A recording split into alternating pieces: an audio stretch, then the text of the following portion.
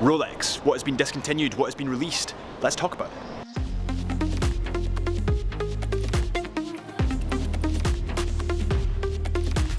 Welcome back to the Chisholm Hunter channel. My name is Harrison, as always, and I thought that I would tune in with a little bit of Rolex chat. It's not normal that we do Rolex chat, but I thought, you know what, we're at Watches and Wonders, it's 2023, it's time for a new start. Let's begin with what watches they've actually discontinued this year at Watches and Wonders. So the first watch that they've discontinued is the green dial, yellow gold Daytona. Now bearing in mind it is the 60th anniversary of the Rolex Daytona, so this is why there's a couple of discontinuations in there. Next up we have yet another Daytona. It has the blue dial with stainless steel. We'll bring it up on the screen now. Next up we have the full Milgauss line. Now this is something that a lot of people saw coming from, especially people that are in the industry, and actually I predicted this about 2 months ago. So they've discontinued the full Milgauss line and they've updated it. Next up on the discontinuation list from Rolex is the Meteor dial on the Rolex Daytona.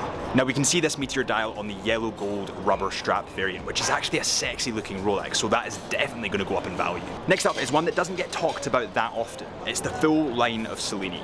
Okay, so we've talked a little bit about what's been discontinued, but the question now lies in what has been released. Let's begin the proceedings with the Rolex Skydweller. The Rolex Skydweller was released in 2 new colours. One of them has a green dial with a steel case, which is pretty damn sexy. It's kind of olive green.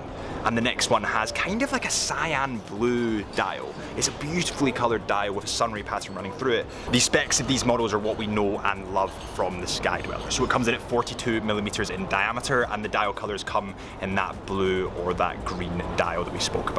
It's water resistant to 100 meters, and the movements in these models are the caliber 9002 with a 72-hour power reserve and beating at a frequency of 28,800 VPH. Next up is one of my personal favourites. It's a brand new Rolex Daytona. Actually, there's been a couple of Rolex Daytonas released because it's the anniversary of the Rolex Daytona. The Rolex Daytona has been given an updated display. The dial received new graphic balance with resized and restyled hour markers and a counter ring.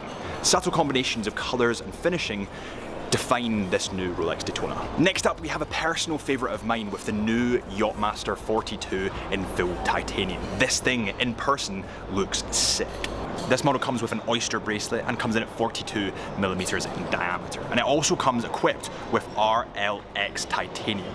Next up we have quite a slow burner, I feel, from Rolex, but I think this will pick up traction throughout the year. It's a new GMT Master 2 with a Cerachrome bezel insert, and it kind of is black and this darkened grey.